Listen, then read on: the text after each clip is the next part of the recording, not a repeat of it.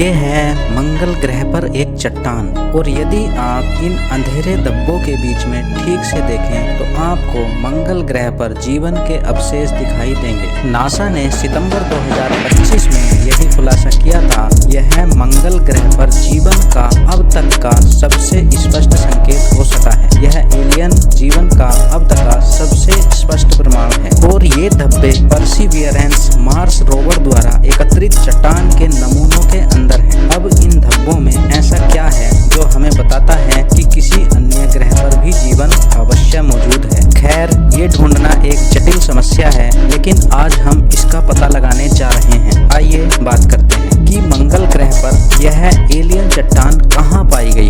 ये है जाजेरो क्रेटर, जो नासा के परसिवियरेंस रोवर का लैंडिंग स्थान है। परसिवियरेंस रोवर नासा का अब तक का मंगल ग्रह पर भेजा जाने वाला सबसे बेस्ट रोबोटिक एक्सप्लोरर है। नासा ने इस जगह को बहुत ही सोच समझकर चुना है। ऐसा माना जाता है कि अरबों वर्ष पहले एक समय ऐसा था जब यह गोलाकार बेसिन तरल जल से भरा हुआ रहता था। और हमें ऐसा क्यों लगता है कि यहाँ पर पहले कभी पानी भरा रहता था? इसका कारण है इसकी परिधि में एक अंतराल, जहाँ हमें स्पष्ट प्रमाण मिले हैं कि पानी की एक नदी पास के ऊंचे इलाकों से बहकर इसी गड्ढे में गिरती थी।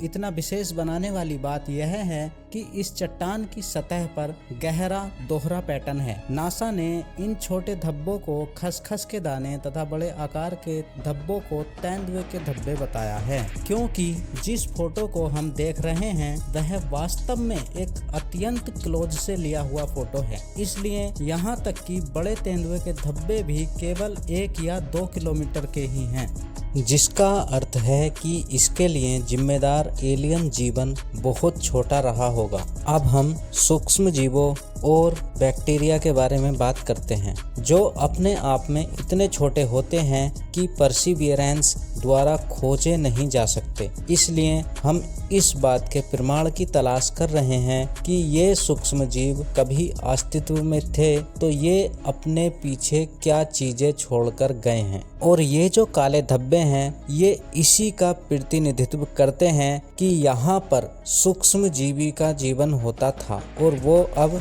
नहीं है। उस वजह से ये काले धब्बे दिखाई दे रहे हैं।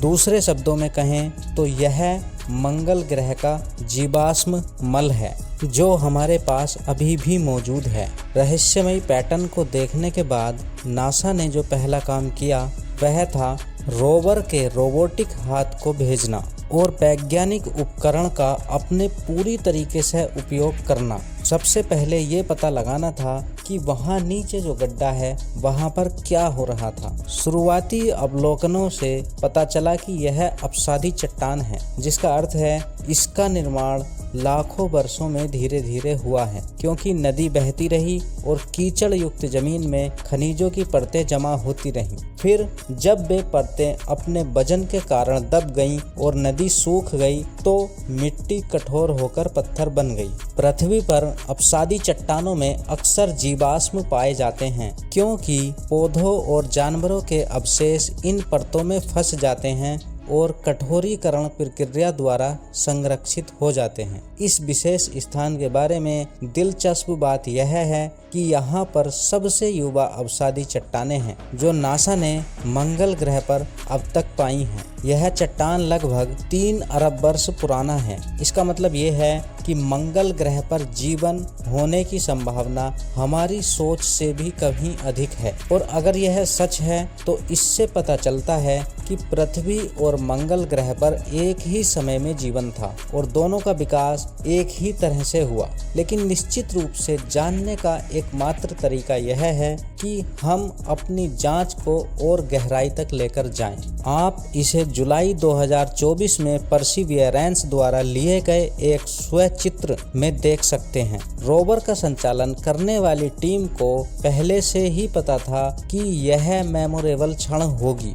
फ्रेम के ठीक बीच में चट्टान है और यह छोटा सा सफ़ेद गोला वह स्थान है जहां रोवर की ड्रिल ने नमूना काटा और निकाला, जिसे किसी दिन आगे के अध्ययन के लिए पृथ्वी पर भी लाया जा सकता है, लेकिन हम इस पर बाद में चर्चा करेंगे। मंगल ग्रह पर परसिवियरेंस हमें कुछ प्रारंभिक निष्कर्ष प्रदान करने में सक्षम था, जिसने नासा के वैज्ञानिकों को भी चौंका दिया। रोवर ने तेंदुए के धब्बों के अंदर 2 लौह आधारित खनिजों विबियोनाइट और ग्रे की पहचान की, और हम अक्सर पृथ्वी पर भी इन खनिजों को इसी प्रकार के पैटर्न में पाते हैं, और जब हम ऐसा करते हैं तो यह आमतौर पर सूक्ष्मजीवी जीवन से जुड़ा होता है, जिसे बैक्टीरिया भी कहा जाता है। विशेष रूप से विबियोनाइट और ग्रे सड़ते हुए पौधों और जानवरों की उपस्थिति में पाए जाते हैं। सूक्ष्मजीव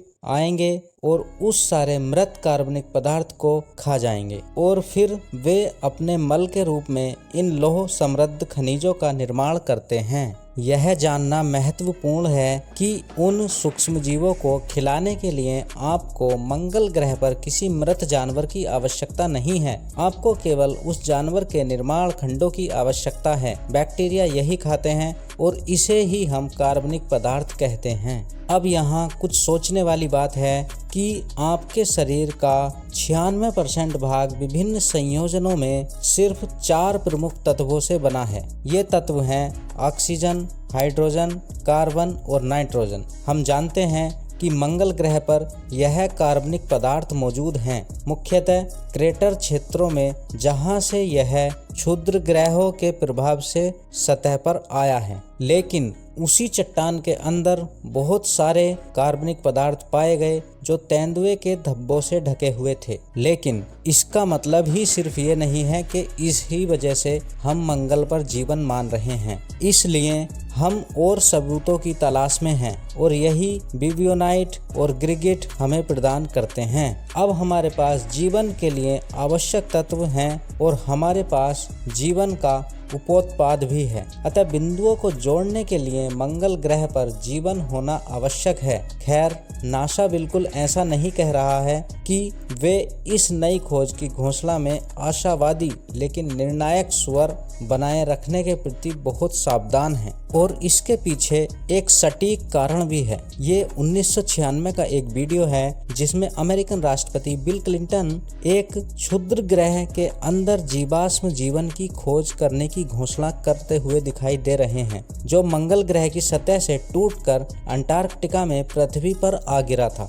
उन्होंने जो पाया वह निश्चित रूप से एक छोटे कीड़े जैसा लग रहा था, लेकिन करीब से विश्लेषण करने पर पता चला कि यह एक गैर जैविक प्रक्रिया थी। यह सिर्फ पानी था जो चट्टान के साथ क्रिया करके कृमि जैसा संरचना बना रहा था। इसलिए राष्ट्रपति द्वारा विश्व को यह बताना कि आपको एलियंस का जीवाश्म मिला है, और बाद में यह पता चल जाता है कि वह सिर्फ एक अजीब दिखने वाला पत्थर है और कुछ नहीं, तो यह बात अच्छी नहीं है। नासा ने भी 20 वर्ष पहले 1976 में वाइकिंग मिशन के दौरान कुछ ऐसा ही किया था। वह पहली बार था जब अमेरिकी अंतरिक्ष कार्यक्रम मंगल ग्रह पर उतरा था, और वैज्ञानिक मंगल ग्रह पर जीवन के प्रथम संकेत खोजने के लिए उत्सुक थे। उन्होंने वाइकिंग यान से एक सरल प्रयोग करवाया, जिसमें उसने मंगल ग्रह की थोड़ी सी मिट्टी को उठाया और फिर उस पर पानी और पोषक तत्वों का मिश्रण छिड़का।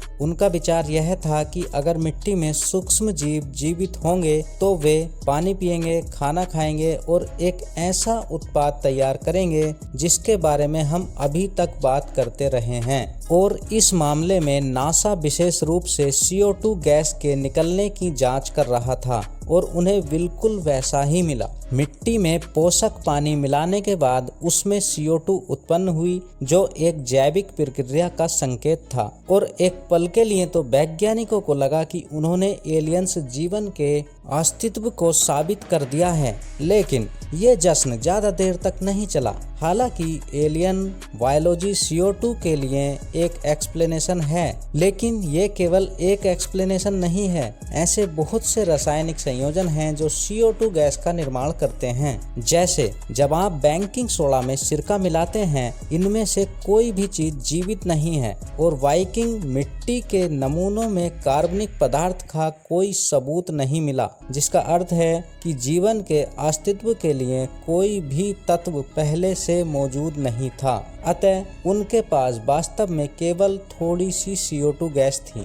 और प्रयोग को अनिर्णायक घोषित कर दिया गया। एस्ट्रोनॉमर कार्ल सीन ने 1980 के दशक में अपने टेलीविजन शो कॉस्मोस में एक बहुत ही महत्वपूर्ण बात कही। वे अक्सर कहते थे, असाधारण दावों के लिए असाधारण साक्ष्य की आवश्यकता होती है, और यही वह रास्ता है जिसे नासा मंगल ग्रह पर अपनी नवीनतम खोज के लिए अपना रहा है। तेंदुए के धब्बों की पहली बार खोज के बाद से दुनिया भर के वैज्ञानिक यह साबित करने की कोशिश कर रहे हैं कि यह एलियन जीवन की खोज नहीं है। जरा देखिए इस रिसर्च पत्र में कितने नाम शामिल हैं। यदि साक्ष्य अत्यधिक जांच के आधार के बाद भी टिके रहते हैं और कोई अन्य उचित स्पष्टीकरण नहीं मिलता है, तो इसे असाधारण माना जा सकता है। और अभी हम यहीं पर हैं। तेंदुए के धब्बों के लिए केवल 2 अन्य संभावित स्पष्टीकरण मौजूद हैं जो एलियन सिद्धांतों को गलत साबित कर सकते हैं। पहला है उच्च तापमान प्रक्रिया। ये डार्क पैटर्न संभवतः 150 से 200 सेंटीग्रेड के बीच के गर्म पानी के कारण बने होते हैं, जो अरबों साल पहले किसी चट्टान के साथ क्रिया करके बने थे। लेकिन मंगल की सतह ठंडी है और इस बात का कोई सबूत नहीं है कि इस नदी के तल पर कभी किसी भी तरह की उच्च गर्मी पड़ी हो। विशेष रूप से हम यह भी जानते हैं कि बीबियोनाइट्स केवल कम तापमान पर ही बन सकते हैं। यदि वहां पर गर्मी रही होगी तो वे गर्मी से नष्ट हो जाते हैं, लेकिन शायद गर्मी पड़ी ही नहीं हो। और दूसरा स्पष्टीकरण ये है कि एक अम्लीय जल प्रक्रिया जो कहती है कि धब्बे बहुत लंबे समय तक बहुत अम्लीय तरल के संपर्क में रहने के कारण बने होंगे। लेकिन चट्टान में कोई और ऐसा उदाहरण नहीं है जो यह बताए कि यह कभी अम्ल से ढकी हुई थी। वास्तव में उन्होंने अभी चट्टान में ओलिवाइन नामक खनिज की भी खोज की है, और ओलिवाइन अम्लीय वातावरण में नहीं बन सकता है, तो शायद ये प्रक्रिया भी नहीं हुई होगी। और अब केवल हमारे पास एलियन सूक्ष्मजीव बचते हैं। सिर्फ यही एक सिद्धांत है जिसे गलत साबित नहीं किया जा सकता है। इसलिए एलिमिनेशन की प्रक्रिया से ये सिद्धांत सबसे सही होने की संभावना रखता है। इसका मतलब यह है कि पहली बार हम विश्वास के साथ कह सकते हैं कि मंगल ग्रह पर जरूर अवश्य ही जीवन था, और यह एक अद्भुत है। इसका मतलब यह होगा कि जीवन केवल पृथ्वी तक ही सीमित नहीं है। इस प्रक्रिया को शुरू करने के लिए आपको कुछ अत्यंत दुर्लभ परिस्थितियों की आवश्यकता नहीं है। आपको केवल मुख्य सामग्री की आवश्यकता है, जो मूलतः तरल जल और कार्बनिक पदार्थ हैं। और ब्रह्मांड में जहाँ भी हमें ये तत्व मिलेंगे वहाँ हमें जीवन जरूर मिलेगा। लेकिन दुर्भाग्य से हम अभी भी इसे 100% निश्चितता के साथ नहीं कह सकते, और ऐसा इसलिए है क्योंकि हम जानते हैं कि ये सबूत पूरे नहीं हैं। परसिवरेंस में लगे उपकरण हमें सिर्फ इतना ही बता सकते हैं कि यह मोबाइल अनुसंधान प्रयोगशाला है जिसे स्पेस में भेजा गया और फिर मंगल ग्रह पर उतारा गया है। परसिवरेंस बहुत कुछ कर सकता है, लेकिन सब कुछ भी नहीं कर सकता। अगर हमें धरती पर सैंपल मिलते तो हम तेंदुए के धब्बों पर और भी कई परीक्षण कर सकते थे, लेकिन हमारे पास अभी ये धरती पर नहीं है, इसलिए हम ज्यादा कुछ नहीं कर सकते। लेकिन हो सकता है अभी कुछ वर्षों में ये मिल जाएं। परसिवरेंस ने जेजेरो क्रेटर और उसके आसपास के नदी तल से 27 चट्टान कोर एकत्र किए हैं। यह उन्हें काटता है और फिर उन्हें मेटल ट्यूब में संग्रहित कर लेता है, जिन्हें बाद में सतह पर छोड़ दिया जाता है। योजना हमेशा से ये थी कि निकट भविष्य में एक और मंगल रोवर आएगा और सैंपल इकट्ठा करेगा, फिर उन्हें एक वापसी यान में लोड करेगा जो मंगल ग्रह से रवाना होगा और वो चट्टानों के साथ पृथ्वी पर उतरेगा। मंगल ग्रह से सैंपल लाना जटिल और बहुत ही महंगा है और फिलहाल अमेरिकी सरकार नासा को मिशन पूरा करने के लिए लागत का भुगतान नहीं करना चाहती है। वे चाहते हैं कि यह काम कोई और करे, और जबकि नासा के पास मंगल ग्रह पर उतरने का अन्य देशों से ज्यादा अनुभव है, फिर भी वास्तव में मंगल ग्रह पर सफलतापूर्वक उतरने वाली एकमात्र अन्य अंतरिक्ष एजेंसी चीन है। चीन ने मंगल ग्रह से सैंपल लाने की योजना स्वयं बनाई है और इसे 2028 में लॉन्च किया जाना है और यह 2032 में मंगल ग्रह की चट्टान के सैंपल के साथ वापस आएगा। चीन इसे वहन कर सकता है, चीन के पास उसे पूरा करने की टेक्निकल पोटेंशियल है और अब उन्हें ठीक पता भी है कि मंगल ग्रह पर जेन्युइन प्रमाण के लिए उन्हें कहां जाना है। पूरी दुनिया में इस खोज को कोई भी देश कर सकता है जिसके पास बजट और टेक्निक हो। Thanks for watching and subscribe।